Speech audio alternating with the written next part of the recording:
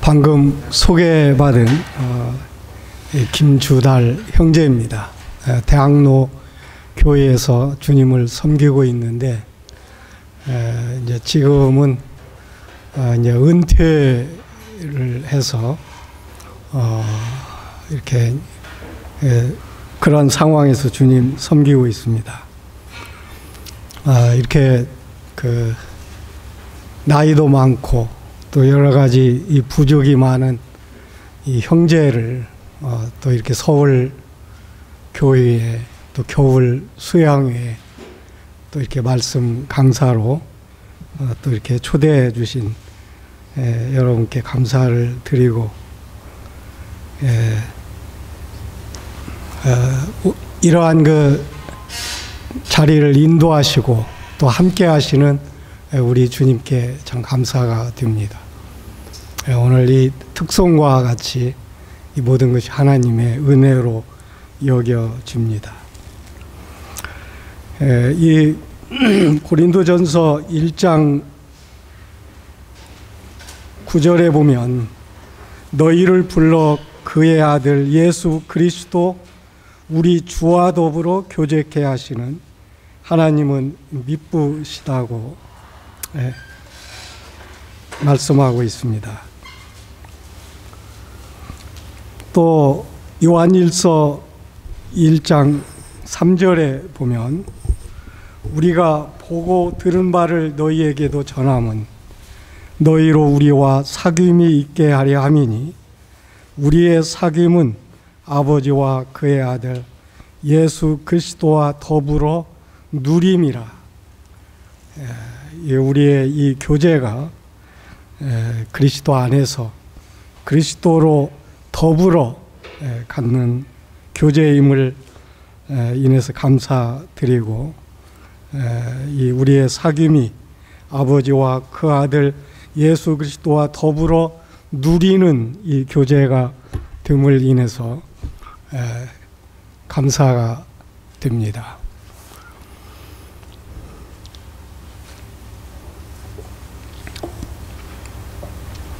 제가 그 하나님을 이렇게 믿고 그리스도 안에서 그리스도인으로 그 살게 된 그 이 연륜이 지금 금년에 그 43년째 접어들고 있습니다. 제가 1975년 5월 8일에 그 일본에서 온 그 어떤 전도자의 이 전도 집회에서 그것도 마지막 날에 이렇게 주님을 영접하게 됐습니다. 저는 하나님을 믿기 전에는 참 이 세상적으로 이 많은 그 꿈과 그 성취하고 싶은 이러한 욕구가 아주 강했습니다. 제가 이 시골에서 그 농촌에서 그 농부의 아들로 태어나서 그 부모님이 많이 고생하는 이러한 상황을 보면서 나는 결코 앞으로 사회에 나가서 참 이 생존 경쟁에서 이 지지 않고 이기는 그러한 삶을 살고 싶었습니다. 그래서 여러 가지 꿈도 가졌고, 저는 제가 처음 농과대학에 들어갔기 때문에 아주 그 큰 농장, 목장을 경영해서 꿈을 이루고 싶었는데 우리나라 그 상황이 그게 어렵다는 걸 알게 되었고, 이제 공무원으로 이렇게 생활을 하면서 그 공무원으로 출세해야 되겠다 이런 생각을 했습니다. 그래서 그때 제가 이 문교부에서 근무를 하게 됐는데 이 행정고시라도 내가 봐서 또 사법고시라도 봐서 출세를 해야 되겠다. 이런 생각을 가지고 이제 공부를 시작했는데 공부를 시작하면서 내 가장 친한 친구로부터 이 교회에서 만나자는 이런 초청을 받았습니다. 그래서 이제 교회에 가게 처음 참석한 게 이 형제 모임, 이 브레드렌의 이 교회에 참석해서 그 요한복음 16장, 요한복음 3장의 이 말씀을 제가 처음 들었습니다. 네가 거듭나야 된다. 육으로 난 건 육이고 영으로 난 건 영이다. 그리고 하나님이 너를 사랑해서 그 독생자를 주셨는데 네가 믿기만 하면 영생을 준다. 그때 저는 내가 만약 출세를 하고 모든 걸 이루기를 원하는 걸 다 이루었다고 해보자. 그런데 결국 인생은 죽는데 그것이 무슨 의미가 있을까? 이런 회의심을 항상 가지고 있었습니다. 그래서 놀기도 좋아했고 술도 잘 먹었고 친구들 사귀기 위해서 사교 모임에도 참석을 했고, 그런데 이 죽음이라는 것을 생각할 때마다 그 어떤 그 허무와 그 한계를 느끼게 됐습니다. 그런데 딱 성경에서 접한 이 처음 말씀이 그 아들을 믿는 자마다 영생을 얻게 하려 합니다. 멸망치 않고 영생을 얻게 하려 합니다. 그때 제가 처음 이 영생이라는 게 있는 거구나. 이게 성경에 그 영생이 있구나. 그래서 교회에 나가서 알아봐야 되겠다. 그래서 이제 성경을 사서 이 성경을 보면서 이 믿음의 생활을 하려고 노력을 했습니다. 그런데 이 믿음이라는 게 내가 이 믿으려고 해서 이게 믿어지는 게 아니라는 것을 한 3개월 후에 이제 깨닫게 됐어요. 이 형제 모임에서는 구원의 확신을 가지면 간증서를 내고 거기에 통과되면 이제 침례식을 통해서 교회에 영접이 됩니다. 그래서 저는 이 성경의 여러 구원과 관련된 이러한 그 성경 구절을 이렇게 잘 이렇게 조직을 해서 이 간증서를 썼습니다. 근데 장로들은 그 간증서를 읽으면서 간증서가 참 좋다 이렇게 이야기를 했는데, 막상 상담을 하면서 이제 장로들로 하여금 김 선생님은 가까이 온 것 같은데 아직 거듭난 체험을 한 것 같지는 않습니다. 그래서 더 기도하겠습니다. 그래서 그때 저는 실망했어요. 나는 그래서 그 믿음이라는 게 그 자기 믿는 자의 신앙 고백이지 성경에 어디 장로들이 상담해서 가까이 왔느니 아직 멀었느니 그런 게 어디 있냐, 이제 그런 거 반발심이 있었어요. 그런데 또 한편으로는 저분들이 나를 정말 위해서 하는 거 아닌가, 그러면서 찾아봐야 되겠다. 그래서 또 한 3개월을 찾았어요. 근데 어떤 때는 거듭난 것 같고 어떤 때는 거듭나지 않은 것 같고, 그런데 이제 그런 상황에서 이제 그 일본의 전도자가 와서 이 복음을 전할 때 제가 이 마지막 날에 이렇게 이 주님을 보게 되고 주님 앞에 비춰진 내가 어떠한 자라는 걸 그때 보게 됐습니다. 제가 죄인인 걸 주님이 깨닫게 해 주신 것은 그 다윗 왕이 그 우리아의 아내를 범한 그 죄를 짓고 그걸 감추려고 하고 본인으로서는 다 감추었다고 생각했는데 이 하나님 앞에서 그 감출 수가 없는 그 나단을 통해서 그 하나님이 경고할 때 그때 다윗 왕이 거기에 그 고백한 시편 51편 말씀이 바로 저의 이 고백이 됐습니다. 내가 하나님의 목전에서 죄를 범했고 내가 모태의 죄악 중에 태어났고 그때 저는 그전에는 내가 물론 죄인이지 뭐 마음으로도 짓고 나는 참 죄를 지을 수밖에 없어 그리고 나는 지옥에 갈 수밖에 없어 이런 생각을 했는데 그때 그 말씀을 통해서 하나님은 나의 모든 걸 다 알고 계셨고 내가 하나님의 목전에서 지금 이 죄를 범했구나.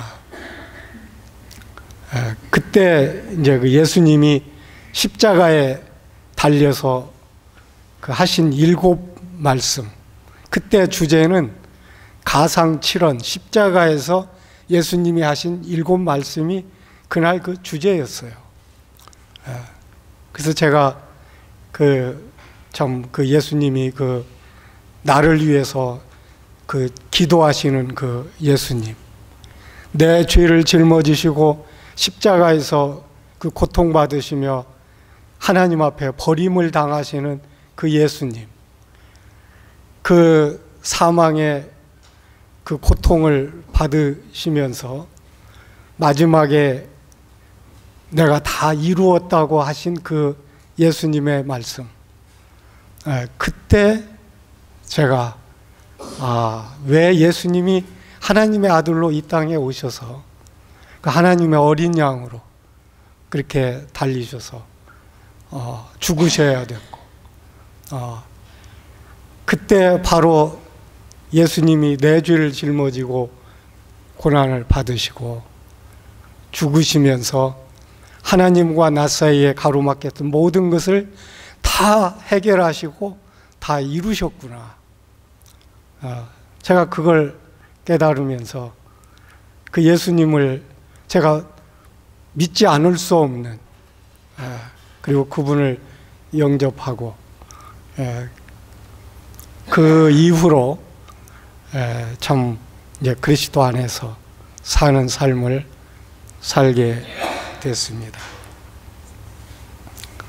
그때까지만 해도 우리 집은 뭐 그 샤머니즘 또는 불교, 유교, 이 부모들이 그러한 걸 이렇게 섞어서 믿었기 때문에 이제 무조건 복을 받기 위해서 막 섬기는 거죠. 그리고 그해 또 우리 어머님이 저한테 부적을 써서 주면서 너 금년에는 운수가 안 좋으니까 너 이걸 꼭 가지고 다니라고 그러더라. 그래서 그걸 주셨어요. 근데 그걸 제가 처리하려니까 좀 두려운 마음이 있었는데 제가 이제 구원을 확신을 하고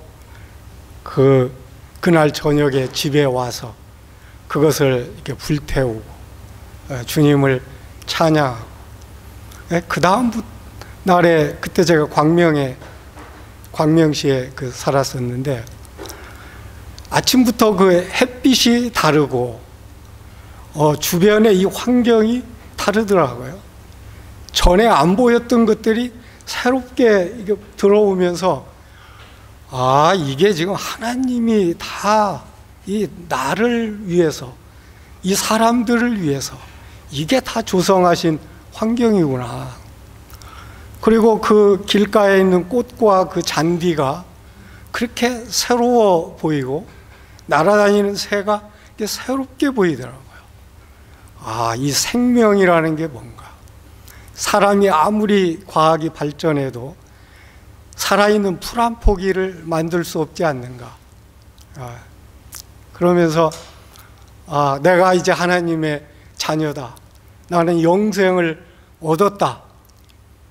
나는 그 전에 인간이 이룬 어떤 조형물이나 과학이나 학문을 칭송했지만 그러한 것들은 하나님 앞에 비하니까 다 아무것도 아닌. 그러면서 이제 저도 모르게 제 삶이 달라지더라고요.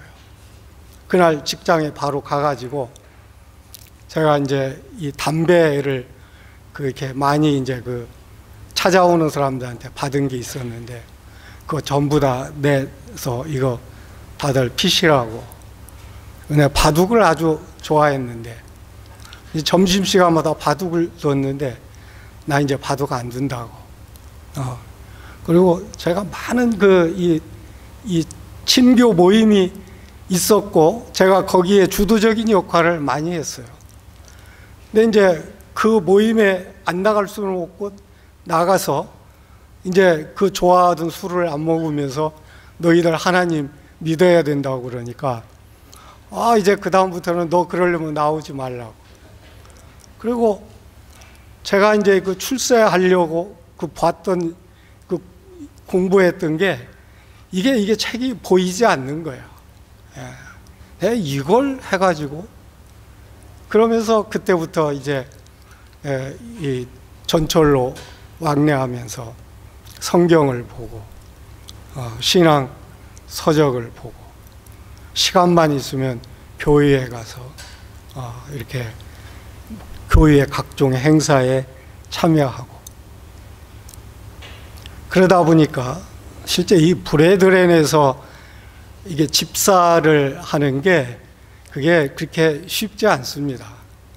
그냥 뭐 어떤 특별한 자격이 있는 건 아닌데 그래도 성도들한테 그 인정을 받아야 되기 때문에 제가 4년 만에 이 집사가 됐습니다. 이 노량진 교회에서 5년째 제가 부평교회로 이사를 했는데 그 부평교회에서 그 다음 해에 저를 장로로 천거를 했습니다. 그래서 저는 뭐 제가 장로하고 싶어서 한 게 아닌데 그냥 제가 시간이 있으면 성도들 섬기고 또 교회에서 기도하고 또 주님이 인도하시면 말씀 증거하고 그러면서 성도들이 자연히 그렇게 인정하게 됐어요. 그래서 저는 이제 이 교회의 부흥을 위해서 많은 관심이 있었어요. 부흥에 관한 책들을 대부분 다 봤어요. 그리고 기도에 관한 책들을 대부분 봤어요. 그래서 그대로 하려고 했던 거예요. 그래서 제 개인 기도 생활은 물론 교회에서 새벽 기도, 또 때로 철야 기도, 그리고 때로 금식 기도. 저는 그 금식 기도를 제가 제일 심각하게 한 것은 광주 사태 때, 그때 주님이 저한테 그 광주 사태 이 뉴스를 들으면서 정말 이거 기도해야 되겠다. 주님이 기도하라고 하시는구나. 그래서 그때 그날 저녁부터 직장에서 퇴근하다 그 뉴스를 들었는데 그날 저녁부터 이 기도 금식을 하면서 실제는 제가 7일간을 금식을 그때 이제 한 적이 있었어요. 그리고 이제 부평교회에서도 뭐 많은 그 금식, 철야 기도, 직장 생활 하면서 그렇게 한 거예요. 그래 이 부평교회가 그때 한 5, 60명 정도였는데 제가 섬기면서 150명의 이 성도로 늘어났어요. 뭐 그때는 저는 이제 숫자가 늘어나면 이제 교회 부흥이라고 생각을 했던 때였어요. 그 후에 또 서울 동대문 교회로 인도하시고 동대문에서 창동으로 또 창동에서 이렇게 주님을 이렇게 섬기면서 제가 인천에 교장으로 발령이 나가지고 그 인천에서 그 주님을 이렇게 섬기면서 기도하고 있는데 거기에 인천 그 학교 부근에 교회를 개척하도록 주님이 인도하셔서 거기서 이제 교회를 개척했어요. 그게 인천 연수교회인데 그 교회는 처음서부터 개척할 때부터 선교를 위한 교회로 개척을 했어요. 그래서 남동공단에 있는 외국인 근로자들을 추석과 구정에 초청해서 2박 3일, 뭐 3박 4일, 뭐 이런 해서 그분들에게 복음을 전한 거예요. 그리고 주일마다 그들을 데려다가 그 저녁에 이렇게 잘 먹이고, 그때만 해도 그때 95년도, 7년도 경이었기 때문에 외국인 근로자들 상황이 아주 안 좋았어요. 그래서 그 사람들은 그렇게 맛있는 거, 고기 이런 거 해주면 막 교회에 와서 이게 참여하고, 그때 많은 외국인들 근로자들이 구원을 받았어요. 그래서 뭐 필리핀, 뭐 인도네시아, 중국, 또 뭐 네팔, 그때 뭐 이란, 파키스탄, 막 이런 그 회교권에 있는 사람들도 구원받았어요. 그러면서 이제 제가 주님이 저를 중국에 인도하셨어요. 저는 중국에 제가 처음 방문한 게 90년도, 1990년도였는데 그때는 중국이 아주 못 살았습니다. 아주 못 살았어요. 그래서 저는 그때 중국을 위해서 기도했어요. 정말 저를 이 중국에 이 직장인 선교사로 보내달라고. 그런데 주님이 그 기도를 10년 만에 허락을 하셨어요. 그래서 제가 그때 인천교육청에 근무하고 있었는데 북경 한국국제학교 교장을 모집을 한다고 그 공고를 듣고 제가 거기에 응시했어요. 그래가지고 됐어요. 그래서 이제 북경 한국국제학교 교장으로 1999년 11월에 제가 거기에 부임을 해서 거기 가던 그 다음 날부터 이제 거기 미리 그 직장으로 간 형제하고 우리 집에서 떡을 떼면서 이 복음을 전하기 시작한 거예요. 그게 이제 북경교회가 시작이 됐고 지금도 모이고 있고. 그런데 또 주님이 저를 북경한국국제학교에서 또 상해한국국제학교로 또 1년간 가서 근무하도록 했어요.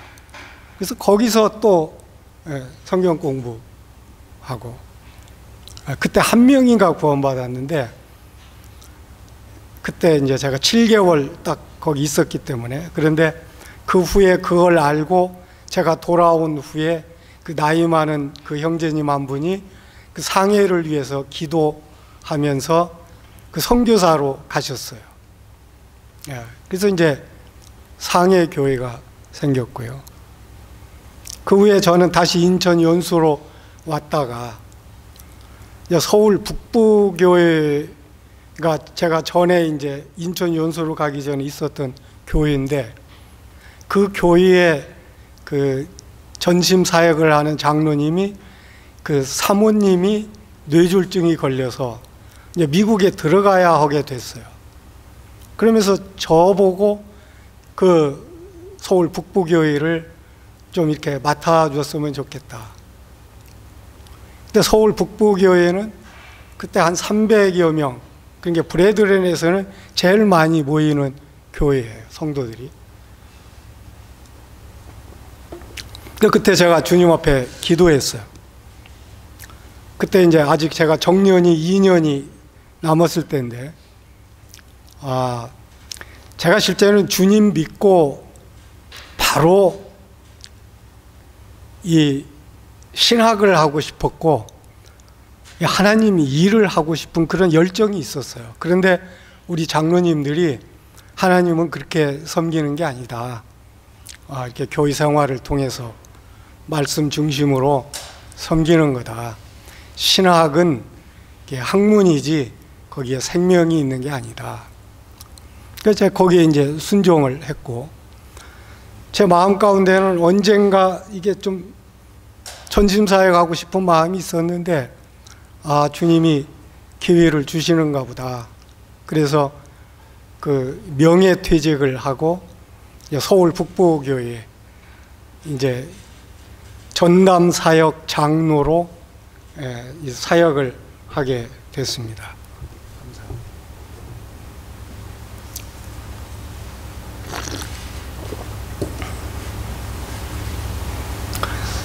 그 서울 북부교회는 지금 브레드렌 교회가 전국에 한 240~250여 교회가 있는데, 그런 교회를 이렇게 섬기고 있는, 이끌고 있는 그런 교회입니다. 그래서 그리스도인 훈련원에도 관련하고 있고, 열린문 선교 후원회도 관계하고 있고, 그 전에 그 섬겼던 분이 그런데 관계하고 계셨기 때문에 제가 자연스럽게 그러한 것을 이어받게 됐어요. 그래서 열린문 선교 후원회 회장을 하면서 실제는 그 많은 선교사들을 파송하고 그 선교 후원 체제를 이렇게 새롭게 구축하고, 또 그리스도인 훈련원이라고 이제 이 성도들 그 일꾼으로 양육하는 기관에도 이렇게 관여를 하고,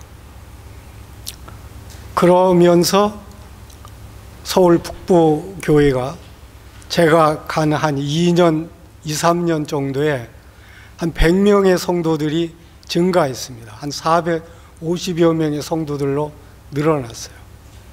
그래서 저는 서울 북부교회로 가면서부터 새벽 기도를 시작을 했어요. 그래서 하여튼 저는 제가 받은 소명이 기도라고 생각하고, 기도 없는 부흥은 없다. 그래서 저는 새로운 일 하려고 하면 전 기도하기 시작했어요. 그래서 그때 이제 GNTV 그 인터넷 방송국을 브레드렌에서 처음 설립을 했어요. 이 GNTV 인터넷 방송은 굉장히 지금 많은 콘텐츠와 외국에도 지금 많이 지금 전파되고 있습니다. TV로도 되고 인터넷으로도 되고. 그때 많은 사람들은 그거 어렵다고 그랬어요. 근데 저는 그거 주님이 기뻐하시지 않겠냐, 한번 기도하자. 근데 기도했는데 바로 그 후원하겠다고 하는 형제가 나와가지고 그거 전부 전국 각 교회가 참여하는 이런 시스템을 구축해 가지고 그걸 했어요. 그리고 나서 저는 이제 기독교 학교를 하고 싶었어요. 그런데 어떤 미국에서 온 형제가 형제님, 기독교 학교보다도 더 급한 게 국제교회입니다. 지금 외국인들이 한국에 이렇게 많이 오는데 그 외국인들을 섬기는 교회가 있어야 되지 않겠습니까? 그리고 또 제가 횃불 회관에서 갖는 대학원 졸업식에 갔는데 그때 하용주 목사가 그러더라고요. 이제 선교지가 선교 나라로 가는 게 아니고 한국이 선교지다. 지금 10만 명 이상의 학생들이 오고 있고 몇십만 명의 외국인들이 오고 있는데 선교지에 가봐라. 그 한 지역에만 복음을 전하지만 한국에서는 한국에 온 모든 외국인들에게 전할 수 있다. 한국이 선교지다. 그게 저한테 감동이 됐어요. 그래가지고 이 국제교회를 개척해야 되겠다. 기독교 학교보다 국제교회가 더 주님이 기뻐하시는 뜻이다. 그래서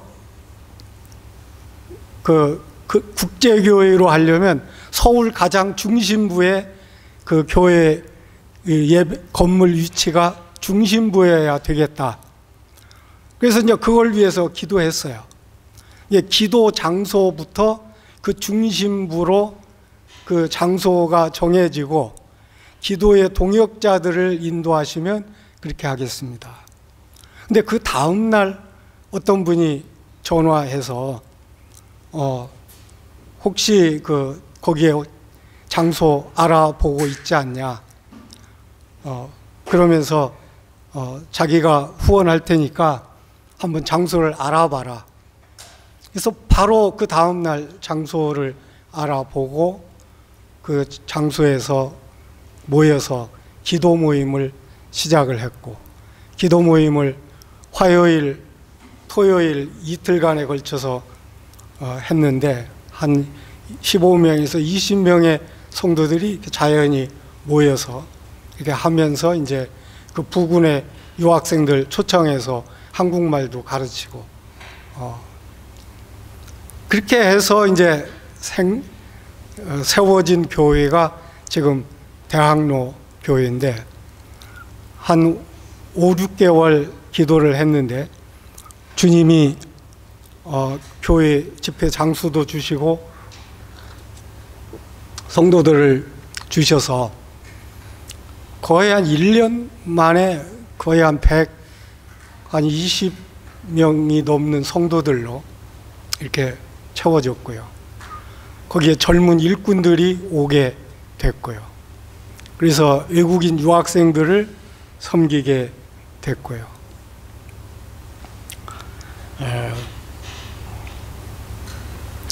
제가 이제 70이 되면서 제가 65세가 되면서 열린문 선교 후원회 이사장을 제가 다음 분에게 넘겨주고 70이 되면서 GNTV를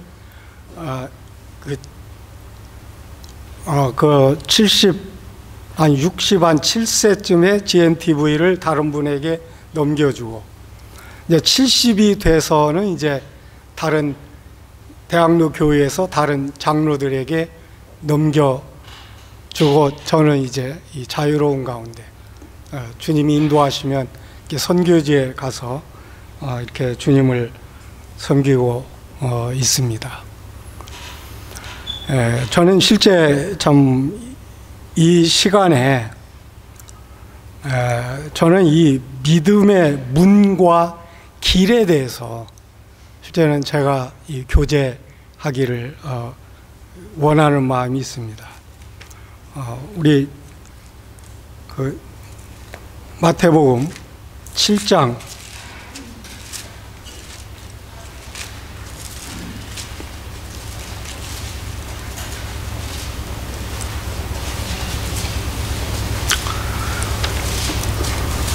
이 좁은 문으로 들어가라. 13절, 14절 잘 아시는 말씀인데요.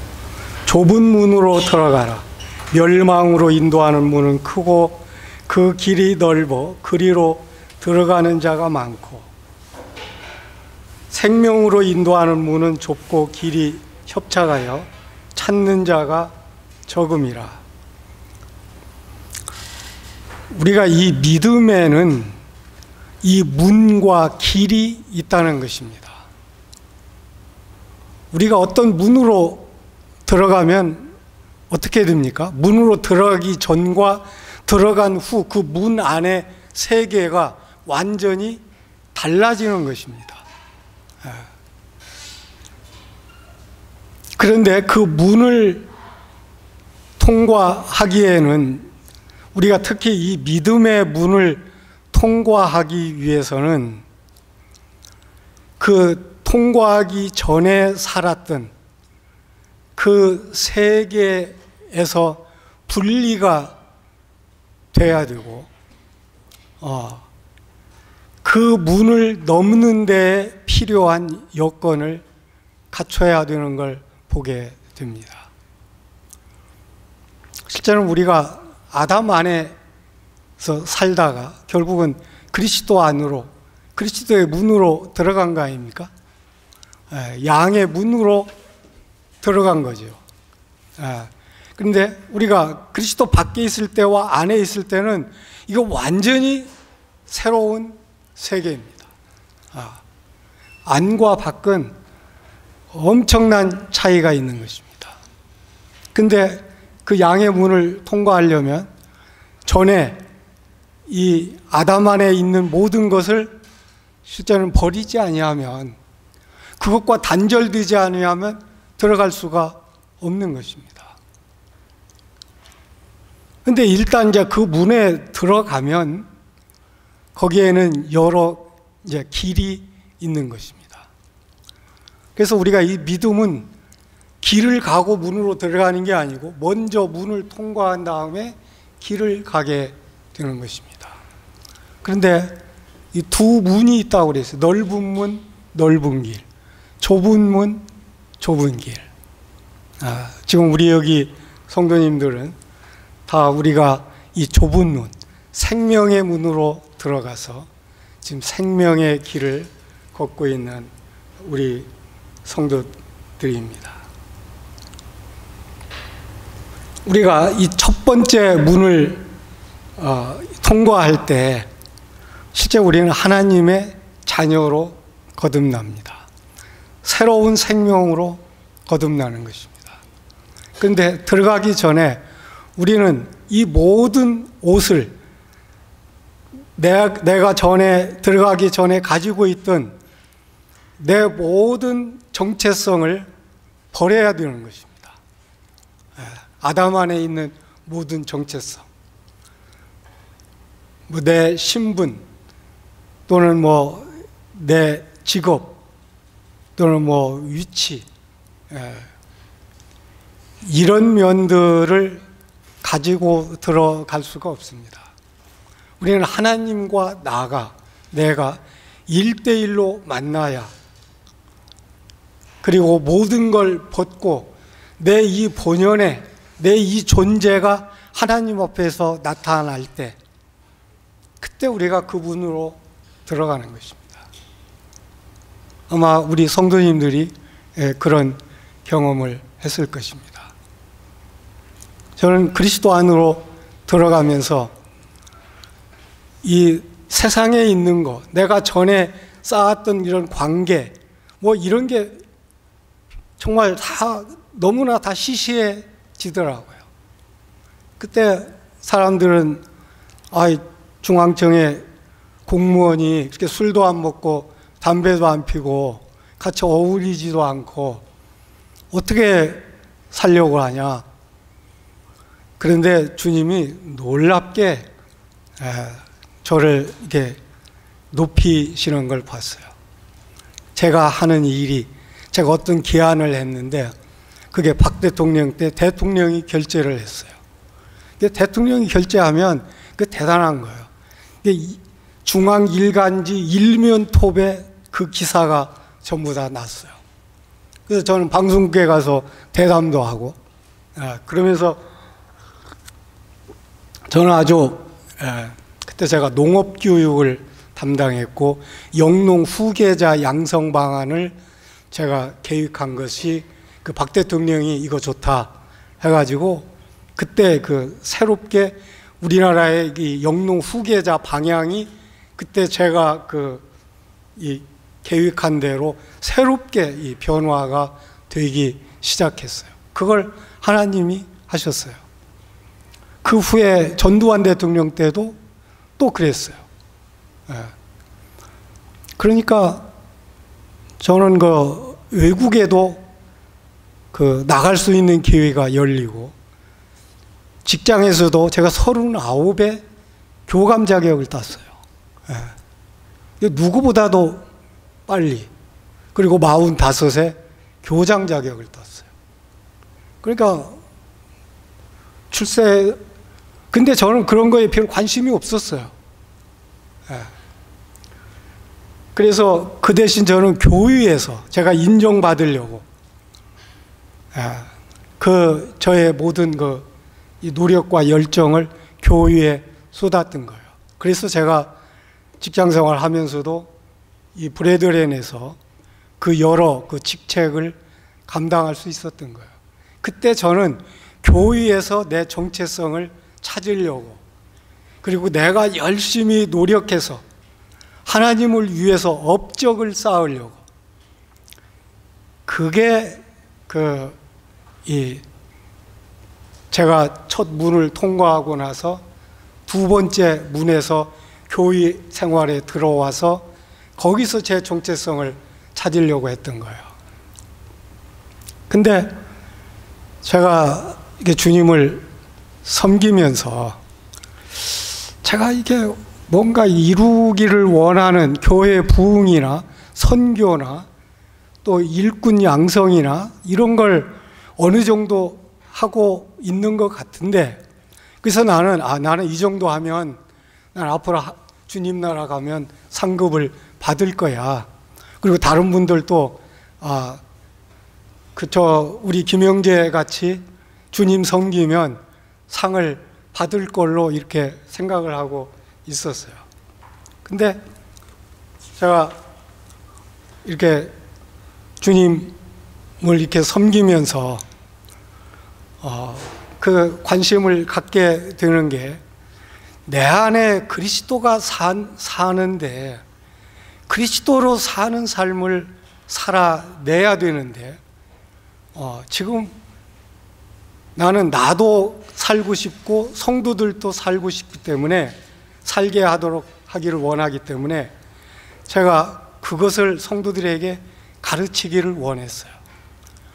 그래서 내가 죽고 그리스도로 사는 관련된 책들을 다 섭렵을 했어요. 그리고 그걸 가지고 설교를 했어요.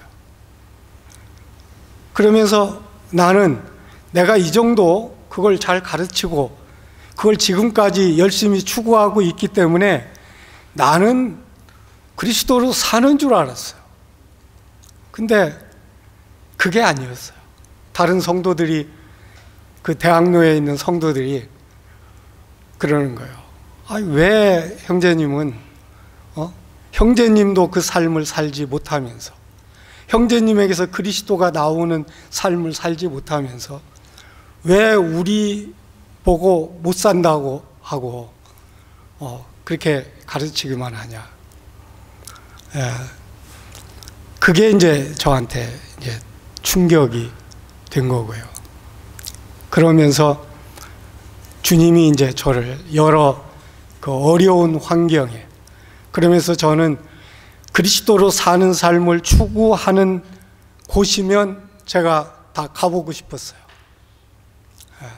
그래서 이제 책으로 다 간 거예요. 기쁜 소식 선교회에서 나오는 책들도 제가 대부분 읽어봤어요. 그리고 또 그 집회에도 가봤어요. 박옥수 목사님도 만나서 교제하고, 박옥수 목사님은 저한테 특별한 애정을 가지고 계시고 아주 많은 사랑을 베풀어 주셨어요. 지방교회에서 나오는 책들 다는 못 봤지만 좋다는 책은 제가 대부분 봤어요. 그러니까 아주 좋았어요. 그리고 정말 그리스도로 사는 삶, 하나님을 누리는 삶, 자아를 파쇄하고 그리스도가 나오는 삶. 그래서 저는 그렇게 내가 지식으로 연구하고 가르치면 나에게서 그런 삶이 나오는 줄 알았어요. 근데 그게 달랐던 거예요.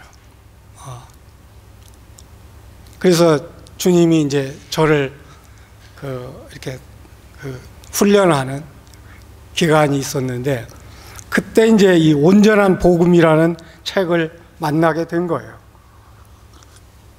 우리 성도님들이 그런 책을 읽고 교통하는 분들이 많이 있는데, 저는 그 책을 보면서 실제로 그리스도로 사는 삶을 살려면 어떤 과정을 거치고 무엇을 유의해야 되고 그 안으로 들어가기 위해서는 무엇을 우리가 경험해야 되는가를 이제 알기 시작을 했어요. 그래서 지금 이제 그 안에 조금 이제 들어가고 있어요. 그래서 제가 지난 11월 9일에 주님이 대경 성도들에게 저를 보내서 제가 대경 성도들과 그 그리스도로 사는 삶에 대해서 그 교제를 했어요. 그 11번에 걸쳐서. 그걸 지금 이제 중국에서 녹음을 해가지고 중국 성도들이 듣고 있고, 이제 한국에서도 들으시는 분이 있다고 그러는데, 저는 그게 저의 그리스도로 사는 삶을 경험해 나가는 저는 시작이라고 보고 있죠. 저는 이 서울교회 성도님들이 이 그리스도로 사는 삶에 대해서 관심을 갖고 있고 실제 그런 삶을 추구하고 있고 그 경험을 하고 있다는 이 소식을 들으면서 참 기뻤어요. 그래서 주님이 이 마지막 때 그런 성도들을 택해서 지금 인도하고 계시는구나. 이 마지막 때 준비해야 될 것이 무엇입니까? 어떤 분들은 주님의 재림이 가까웠고 지금 예루살렘이 이스라엘 수도로 선포되고 제3성전이 지금 다 준비되고 지금 터만 닦아지면 세워지는, 그러면서 주님의 재림이 가까웠다고 그래요. 근데 주님의 재림을 준비하는 가장 바람직한 신앙생활은 무엇이겠습니까? 그거 선전하고 우리 선교 가야 돼, 전도해야 돼.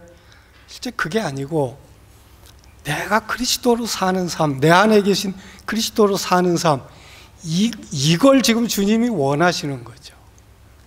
지금 하나님이 우리에게 무엇을 원하시겠어요? 그 온 우주를 소유하신 하나님이. 저는 선교, 전도 이거보다도 지금 너희 안에 내가 들어와 있어. 하나님의 경륜의 핵심이 뭡니까? 하나님이 하나님의 형상으로 만드는 사람 안에 들어오는 거예요. 이게 하나님의 경륜이에요. 근데 거기에 사탄이 들어와 버렸어요. 선악과가. 그러니까 어떻게 돼요? 그 하나님이 포기했습니까? 바로 여자의 후손을 예비하면서 그리스도를 예비했고요. 그리스도가 이 땅에 오셨어요. 그래서 공생의 삶을 사시고 십자가에 못 박히셨어요. 그래서 우리 죄를 사하셨어요. 근데 많은 분들은 내 죄인이고 이 죄인이 나를 사랑해서 예수님이 십자가에서 죽으시고 그 보혈로 내 죄를 다 사했어. 이걸 믿으면 구원받아. 실제 거기에 머물고 있는 거예요. 우리의 복음 전도가 그랬어요. 근데 제가 브레드렌에서 살며 죄사함 받고 영생을 얻고 이제 그 다음부터는 네가 열심히 교회생활 잘하고 하나님을 잘 섬기면, 그리고 하나님의 말씀을 잘 순종하면 너는 상급을 받고 하늘나라에서 주님과 함께 살게 된다. 이게 제가 받은 그 대부분의 가르침이었어요. 저는 거기에 충실하려고 했는데 그게 전부가 아니라는 거. 중요한 건 그리스도가 내 안에 들어오시기 위해서 우리 죄도 사하고 옛사람도 죽이고 사탄도 멸하고 율법과 이런 거에서 육신에서 이런 모든 장애물들을 처리했는데, 자, 처리만 하고 내 안에 주님이 안 들어왔으면 우리가 구원받을 수 있습니까? 없습니까? 구원받을 수 없어요. 구원은 그리스도의 생명이 내 안에 들어오는 게 이게 구원이란 말이에요. 그러기 위해서 미리 보혈과 죽음으로 처리한 거란 말이에요. 근데 우리 많은 성도들은 내 안에 이제 그리스도가 온 걸로 만족한단 말이에요. 그리고 그리스도는 나를 도와주시는 분이야, 이렇게 본단 말이에요. 근데 그분이 나를 도와주시러 왔습니까? 그게 아니에요. 그분은 내 안에 살러 오신 분이에요.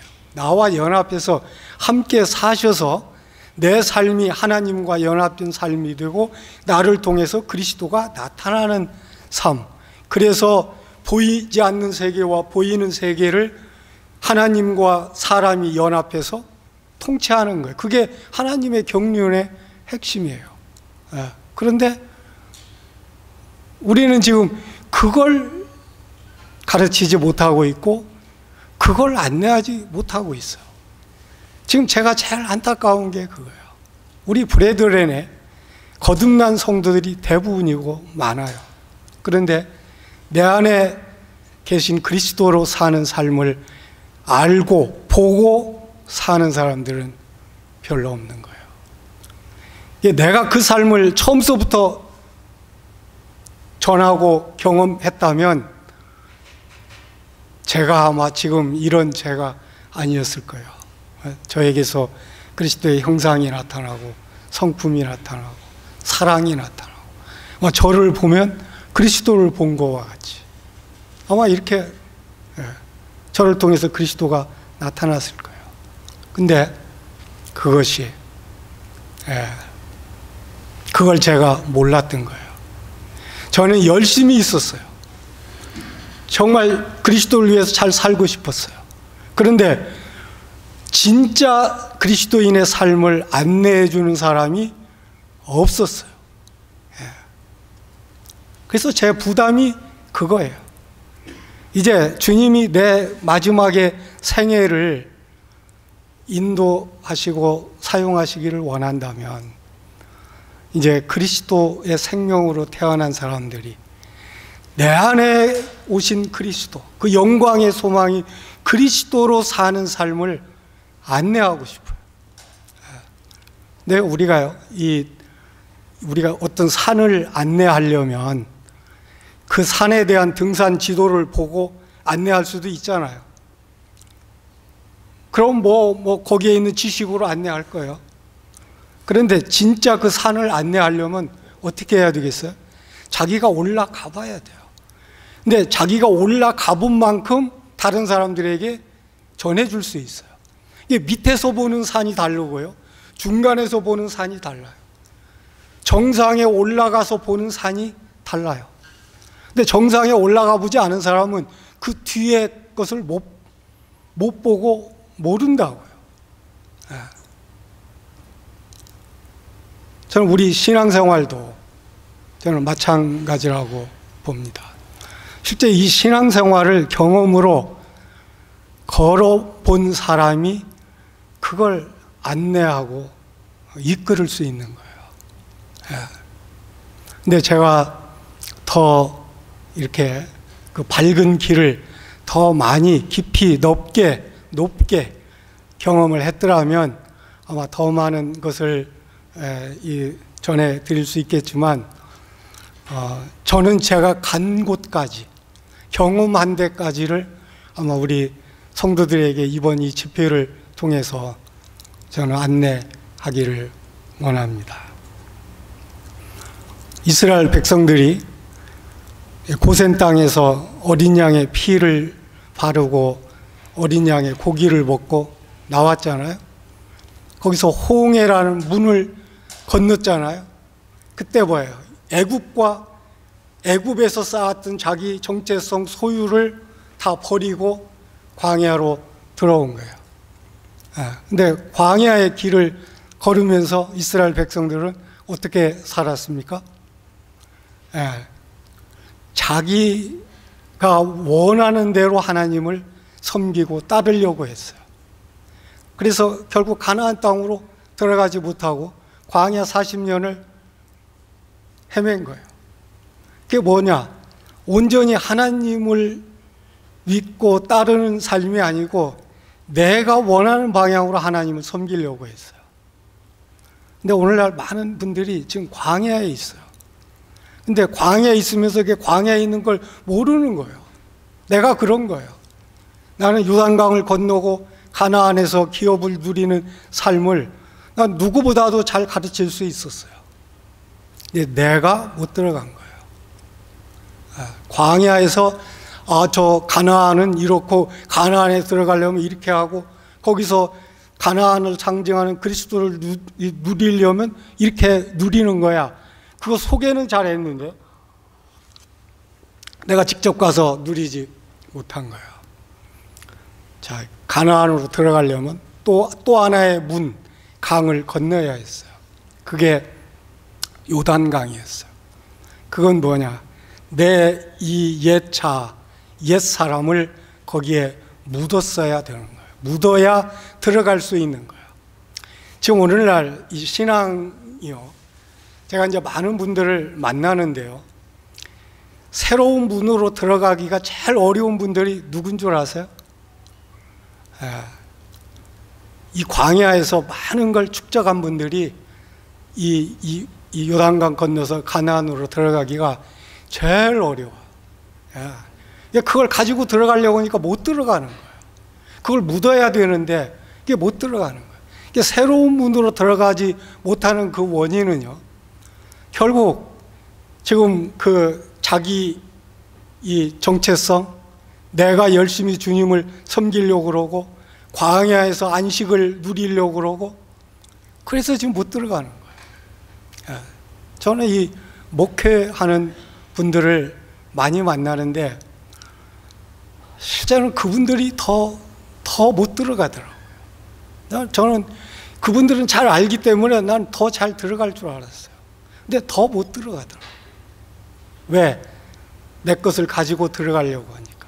새로운 문은 항상 내가 그동안에 쌓았던 것을 일단 버리고 들어가야 들어갈 수 있지, 그걸 가지고는 못 들어갑니다. 지금 오늘날 이 성도들은 고센 땅에 아직 그리스도의 피와 이 십자가를 믿고 아직 고센 땅에 있는 성도들이 있고요.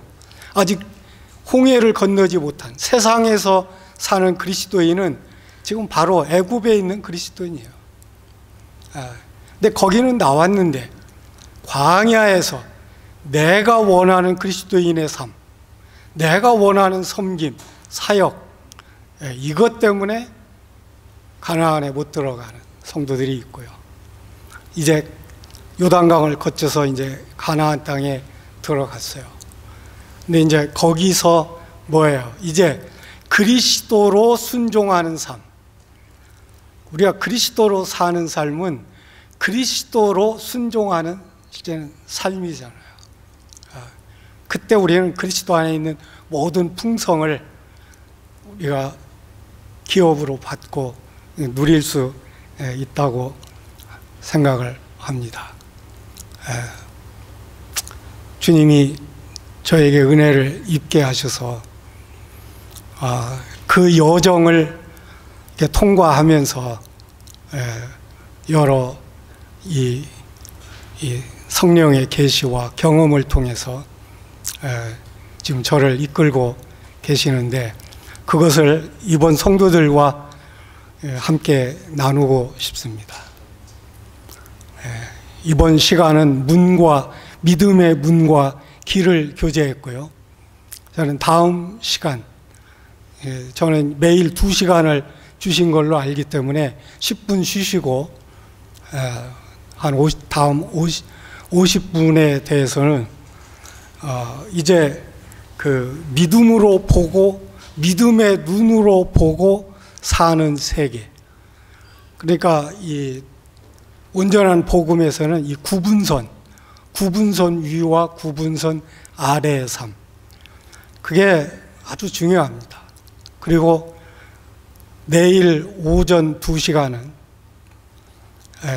십자가에 대해서 십자가를 우리가 어떻게 경험할 수 있나? 이거에 대해서 피와 몸과 부활에 대해서 교제하기를 원하는 마음이 있습니다. 오후에는 우리가 그리스도인의 이 삶을 사는 데 있어서 알아야 될 게 있습니다. 이 내가 그리스도 안에서 누구냐? 그 내 정체성을 알려면 영과 혼을 잘 구분해야 됩니다. 그 영과 혼을 구분하는 것. 그리고 그 다음 시간은 이게 내가 지금 은혜로 사는 거냐, 율법으로 사는 거냐.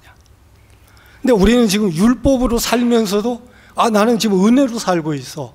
지금 이렇게 착각하고 있는 성도들이 많습니다. 제가 그랬습니다. 그걸 교제하고 싶고요. 주일날 1시간은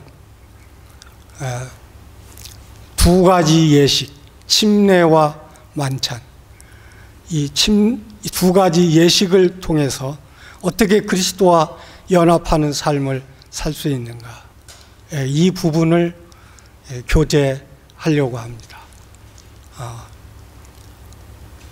제가 보고 경험한 만큼 성도들과 교제하면서 제가 기대하는 것은 이번 집회를 통해서 우리 성도들이 기존 관념을 일단 내려놓고 내가 그리스도로 잘 살고 있어도 그래도 저 형제는 어떻게 그 길을 경험하고 살고 있는가를 보면서 나에게 그런 보충할 점이 있으면 보충해서 더 진보된 그리스도로 사는 삶으로 우리 성도들이 나타나기를 바랍니다. 네, 기도하겠습니다.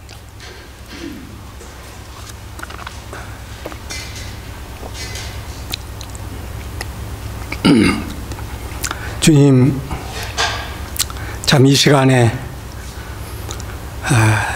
우리 안에 사시는 그리스도가 우리의 신앙 여정에서 어떻게 우리를 인도하시고 또 어떻게 우리 가운데 역사하시는가를 보게 해 주셔서 감사를 드립니다. 이 연약한 종의 그 신앙 여정을 인도하신 주님, 주님께서 이제 내가 그리스도 안에 살 뿐만 아니라 내 안에 사시는 그리스도로 삶을 사는 이 삶이 우리의 신앙 여정에서 어떻게 나타나고 경험할 수 있는가에 대해서 저희들에게 빛을 비춰 주시고 그 길로 인도해 주시기를 원합니다. 이번 이 집회를 통해서 우리 성도들이 내 안에 계신 그리스도, 하나님의 비밀이신 그리스도를 보고 그 그리스도로 사는 삶을 살도록 이끌어 주시기를 원합니다. 이 시간 함께 하신 주님께 감사하며 예수님의 이름으로 기도드립니다. 아멘.